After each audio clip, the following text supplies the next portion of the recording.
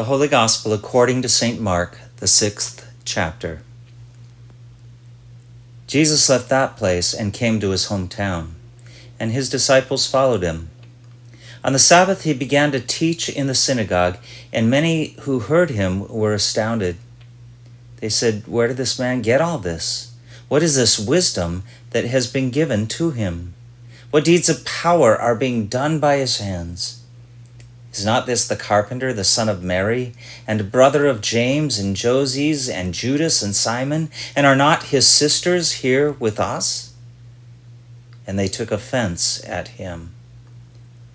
Then Jesus said to them, "Prophets are not without honor, except in their hometown, and among their own kin, and in their own house."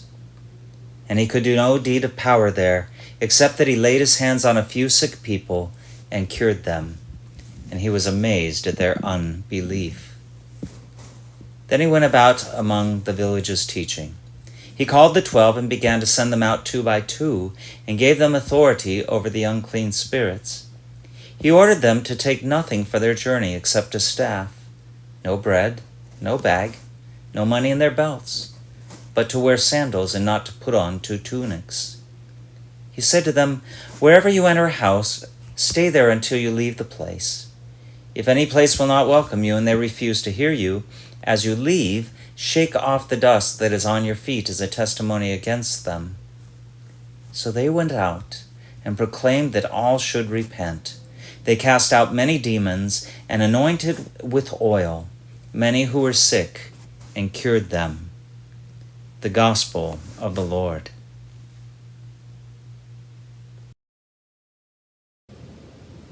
Happy Independence Day, a day we extol the beautiful honor of living in a country whose foundational principle is freedom. And this is the day, now in 2021, the day that leaders of our nation said that we could finally have some sort of a normal celebration. We could gather post-pandemically for barbecues and swim parties and fireworks, otherwise known in Palm Springs as a laser light show, which is probably quite different than what the founding fathers and mothers had in mind when John Adams wrote, "It ought to be solemnized with pomp and parade, with shoes, games, sports, guns, bells, bonfires, and illuminations from one end of this continent to the other, from this time forward, forevermore." Ironically, John Adams was writing not about July 4th, but about July 2nd, because it was on that day the 12 colonies voted in favor of independence. But it took 2 days to draft the Declaration before it was signed. Well, laser light show, fireworks. Oh well, I guess they're both illuminations. And that's precisely the point, isn't it? That much of life's changes evolve over time. Oh, how well we know that as we emerge into the new normal of today after a year that changed us forever. Well, nonetheless, this is an important weekend to be reminded that as God has shaped our nearly 250 years of American history, so God used this past year to shape a future that we now embrace. But with what perspective do we embrace this future? And more specifically today, how do we embrace our self-understanding as a nation? And with what pride, or perhaps embarrassment, do we embrace our individual understandings of who we are as American citizens? Even more so, how do we embrace it in a time when Americans across the country are still at odds with each other? I mean, what's new, right? I guess it's always been the case. Yes, the three-ring circus of politics has calmed down a bit, but the arena of our political system is still problematic. And for all the intensity of protests and marches against racial oppression, one can ask the question, has anything really changed? Well, this is the task of the mature person, to wrestle with ambiguities that surround us and the contradictions of thought and the different perspectives of truth. You know, the easy way out of all of it is to allow the complexities and the confusion to give way to indifference. Many people choose that path. But people of faith are called to take the higher road, often the path of greatest resistance. In other words, people of faith don't take the easy way out. We are called to invest in the country's integrity and to do the work that preserves a fragile freedom never guaranteed to us. It may be our right, but it is a right that we must constantly fight for, that it may be preserved. Otherwise, we will wake up one day to discover that the freedom we take for granted has suddenly been taken away from us while we were asleep at the wheel. Robert Frost said, "Freedom lies in being bold."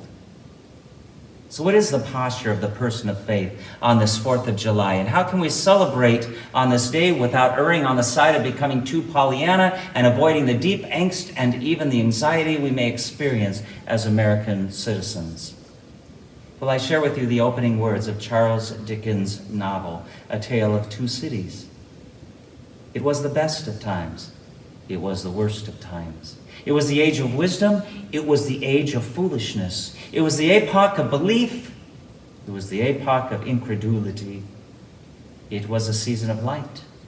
It was the season of darkness. It was the spring of hope. It was the winter of despair. We had everything before us. We had nothing before us. We were all going direct to heaven. We were all going direct to hell. Dickens writes describing a time of controversy and contradiction. Dickens refers to two cities, Paris and London, during the tumultuous environment of the French Revolution. This proclamation of revolution for oppressed civilians really turned out to be a spring of hope. However, for an ancient regime, an outgoing political system, this revolution was like a winter of despair leading to death and destruction. The great literary value of these words compare and contrast two situations and environments, and it tells about a time of chaos, conflicts, and despair as well as happiness and hope. And what Dickens reminds us of is that life is never either or. It is always both and. It would seem that even though temperatures here in Palm Springs have risen lately to 123 degrees, that we are, to use Dickens' words, in the winter of our despair. There is much to convince us that the world is still in dire straits and that our own country is not in much better shape. But is there any spring of hope? Also, to use Dickens' words, is there any spring of hope alongside this winter of despair? To help us answer those questions, allow me to ask your opinion. Do you think we live in a great nation? A great nation called America, that is the land of the free and home of the brave, a nation that stands firmly on the founding principles of the Declaration that was signed 245 years ago? Or is it your opinion that we live in a nation that has compromised its values, sold out its founding convictions, a troubled country beset by problems, hate, and violence? Well, if you're wise, you said yes to both those questions, indicating that you have not chosen one opinion over the exclusion of the other. For if all you see is good, then you are ignorant of much. And if all you see is bad, then you are ignorant of much. For as in A Tale of Two Cities, we too can hold on to polar opposites, two ideas that seem diametrically opposed to each other. It's called a paradoxical injunction. And basically, a paradoxical injunction replaces the word or with the word and. In other words, we do live in a beautiful country that experiences more freedom than most countries in the world. And we know oppression and the smothering brutality of power-hungry persons and systems that steal freedoms and the rights of many. We can both love this country in which we live and be disgusted by its apparent lack of respecting and preserving all people's rights to life, liberty, and the pursuit of happiness. We can say, I am proud to be an American, and I am sometimes embarrassed to admit I'm American. We can say that America is a great nation and a troubled one too. It's the best place to live, and sometimes I'd like to move to Canada. You see, to give up one of those ideas for the other, to use the word or instead of that word and in any of those statements, is to tell perhaps only half the truth. But we can speak fullness of truth, even when part of that truth contradicts a truth on the other side. We can hold together both ideas, even though they seem to contradict each other, a paradoxical injunction. Well, the same is true for the person of faith. Yes, we can look at the world and we can say, it's all going to hell in a handbasket, and at the same time see holy moments where heaven bends down and touches the earth. The person of faith can say, I am terribly disheartened by how I see people treating each other, and yet I believe in the goodness of humanity. The person of faith can even say, I don't see it getting any better. It all seems so hopeless. And also believe that God places within each day potential and miracle that allows that person still to say, yet I will embrace this day with passion and a hopeful attitude. In other words, the world is both beautiful and broken. To embrace one at the exclusion of the other is to embrace only half a reality.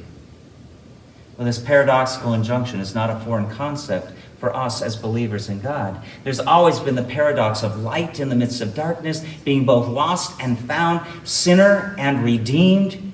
Much of faith is based on contrary ideas like discovering life in the midst of death, joy in the midst of sorrow, resurrection through crucifixion, the healing of brokenness by one who was broken on the cross.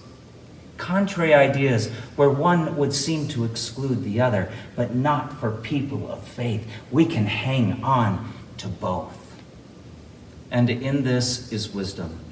And certainly in the collective years that we've logged in a faith community such as ours, we've logged plenty of wisdom. We can proudly claim that wisdom, having maneuvered the colorful and fascinating, difficult and challenging pasts that make up this motley crew of beautiful people. And this wisdom brings clarity to complex times such as this. Wisdom grants us the ability to understand beyond our sensory perception. Well, on the contrary, those who lack wisdom are fools. And there is no lack of that band in our land and in our country, a band of folks that we are called to love as well, by the way. Tough to do.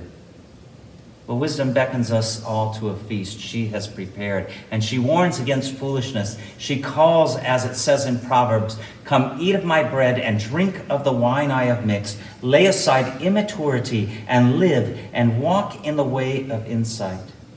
However, this is also a cautionary tale, because just as wisdom calls out to us, so too does foolishness. We must choose. Will we live with insight to the truth, or in foolishness and ignorance?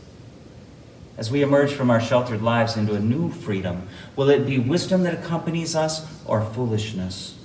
We will undoubtedly carry with us the fear and the uncertainty that comes as part of the deal that we signed up for when we were born. Even now, the Delta variant is at the door, threatening to throw us backwards. We will carry experiences of illness, and for many, memories of death. In addition, we will carry the burden of more work to do in regards to many things we wrestle with as a country, including systemic inequality and scars of the woundedness, even open wounds created by prejudice and hate. On this Independence Day, these are just some of the things that make up the winter of our despair. But in wisdom, let us carry also at least some optimism that no matter how hard the times, there are better days ahead. And if not optimism, then hope, the spring of hope, that God has not abandoned us, and as people of God, we are still called to speak good news to the poor, proclaim freedom for the prisoners, and recovery of sight for the blind, to set the oppressed free. Will we carry as a nation those words of Leviticus 25, those words inscribed on the Liberty Bell that say, proclaim liberty throughout the land and to all the inhabitants thereof? On this day, we celebrate the 245th anniversary of the signing of the Declaration of Independence. Can we echo the words of John Adams that said, I am well aware of the toil and blood and treasure it will cost us to maintain this declaration and support and defend these states. Yet through all the gloom I see the ravishing light and glory. I can see that the end is worth all the means. This is our day of deliverance. Can we hang on to both this nation's pain and its glory, that no person remains standing outside the freedom that we are reminded of on this day? There is much to celebrate today, and still much to lament. Will your celebrating cause you to be ignorant of those who have difficulty celebrating, who because of their skin color, sexuality, gender, economic status are denied basic freedoms pronounced in the Declaration of Independence and preserved in the Constitution? Or will your lamenting make you blind to the sheer majesty of a country whose freedoms are unparalleled, thereby forgetting the holy privilege it is to be an American citizen? My dear friends, hang on to both that paradoxical injunction, as does this verse from America the Beautiful. O beautiful for patriot dream that sees beyond the years, thine alabaster city gleams undimmed by human tears. America, America, God mend thine every flaw, confirm thy soul in self-control, thy liberty in law.